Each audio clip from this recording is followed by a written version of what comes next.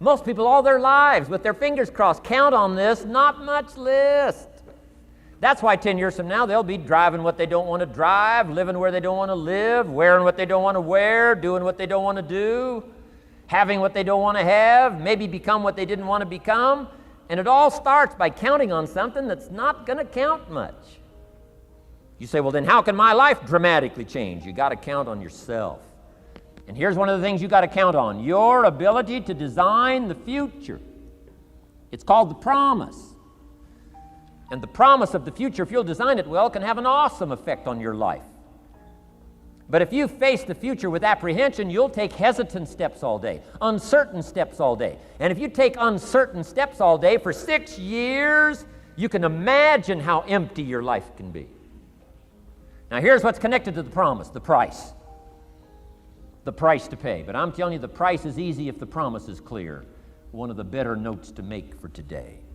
The price is easy if the promise is clear and powerful.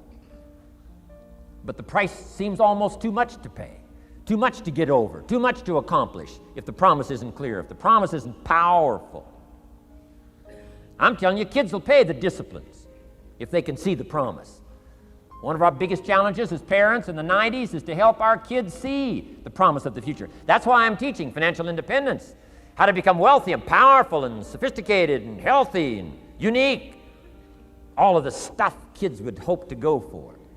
It's all possible. This is America. That's the promise of the future. The price, a few simple disciplines practiced every day. And I'm telling you, the kids will pay the price of the simple disciplines if they can see the promise of the future. But if they can't see, they don't want to pay. We will pay the most extraordinary disciplines if we can see the promise of the future, called setting goals. So I'm asking you to get a handle on the future. I'm asking you not to leave it to anyone else. Don't leave it to the company. Company's got their own goals. I'm asking you to set your own goals, your personal goals. Income goals and financial goals and health goals and spiritual goals, and where do you want to go and what do you want to do and what do you want to see and what do you want to be. That's it. Promise of the future. Design your own future. It's within your hands and your capacity to do so. Here's how simple now goal setting is. It's not mysterious. You don't have to anchor, you don't have to focus, you don't have to visualize, none of that stuff. Here's how simple goal setting is. Changed my life. Decide what you want and write it down. I mean, that's how profound this stuff is. Decide what you want and write it down. Make a list. Where do you want to go? What do you want to do? What do you want to see? What do you want to be? What do you want to have? What do you want to share? What projects would you like to support? What would you like to be known for? What skills would you like to learn?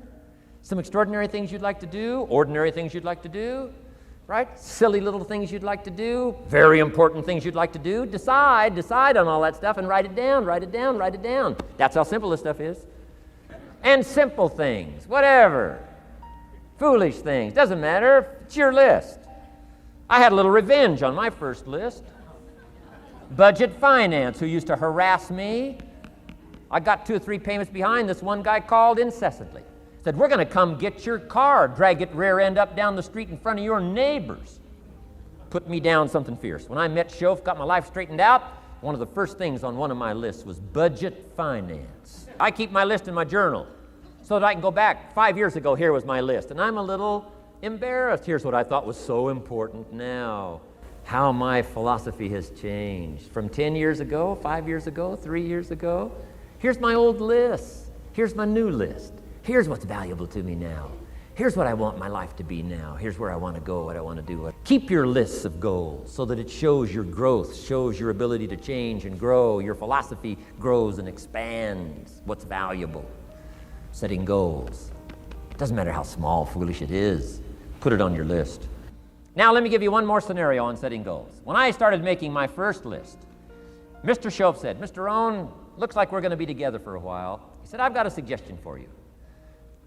He said, I think one of the first goals you ought to set, you're a 25-year-old American male, sure you've made some mistakes, but now you're on the road to better things. You got a family, worth it. Reasons makes the difference.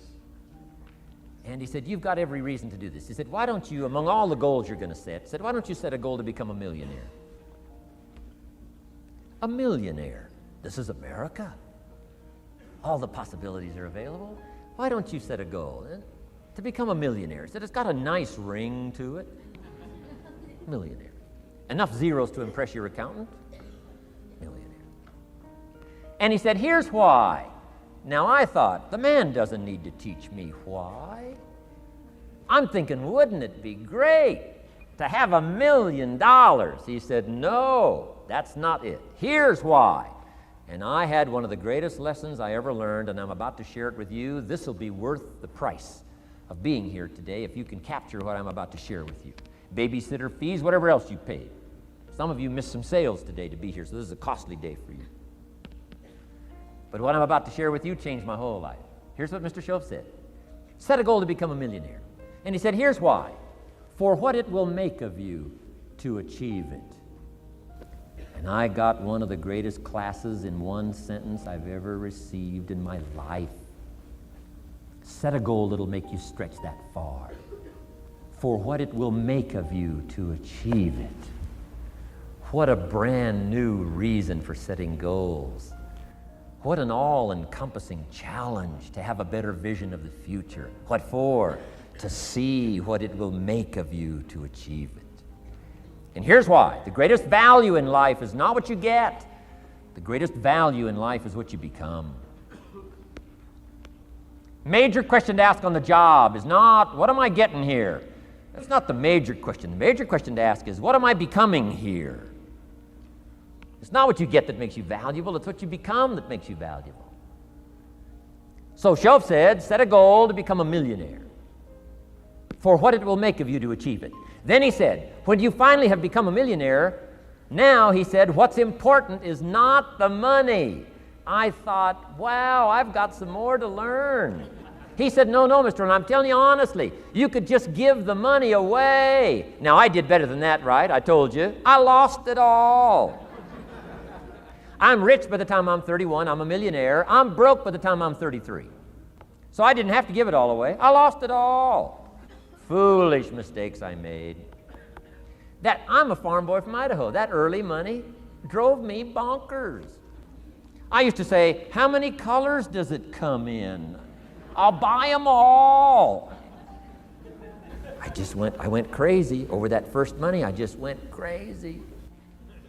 And then I made that one foolish mistake, right? Continuing guarantee. I mean, I'm so naive off the farm. I don't know what continuing means. And a few other mistakes. And by the time I'm 33, I'm broke. Now I've made and lost millions since then. But what an experience that was. And I'm telling you, the man was right. When I finally was broke at age 33, guess what I discovered? My money did not mean that much. It represented only a fraction of all my assets. Shoaff said, once you become a millionaire, Mr. Rohn, you could give all the money away. Because he says, what's important is not the money. What's important is the person you've become. Now, let me give you the key phrase on setting goals. Set the kind of goals that will make something of you to achieve them. Set the kind of goals that will make something of you to achieve them. Always keep that in mind. What will this make of me? If I set this goal and go for it, not only will I achieve it, but what will it make of me in the process? What a whole new concept on setting goals. Now, there's two parts to this, and then we're wrapping up goals.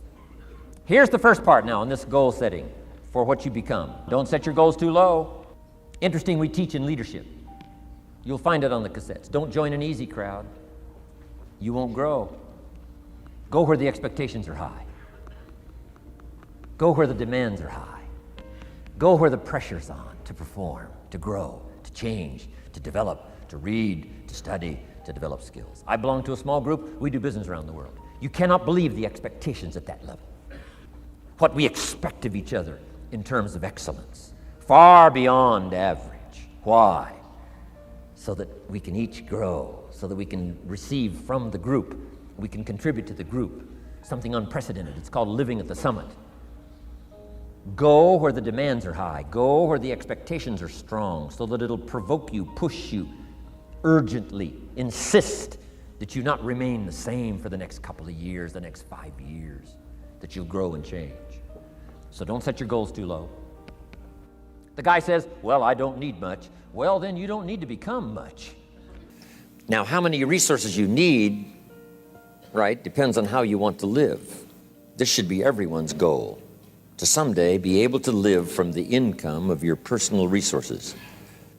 But if you wish to live modestly, it doesn't take all that many resources over a fairly brief period of time to have enough resources to live modestly. If you wish to live more lavishly, of course, you need to accumulate more resources. But that's my view of financial independence, so that you can live from the income of your resources. Now, here's what else that does. Now you can choose the work you do. Now you can choose to work or not work. Now you can work not because you have to, but because you want to. When we talk to kids about independence, we say, do what you have to as quick as you can so you can do what you want to as long as you can. Next key phrase, economics is major. Everybody should major in economics because it's such a vital part of your life. A paycheck is so vital because, first of all, it provides for you and the family's survival. Second, it provides for the opportunity of success. And I'm sure everyone here has dispensed with the idea of falling in love with money because that serves no purpose.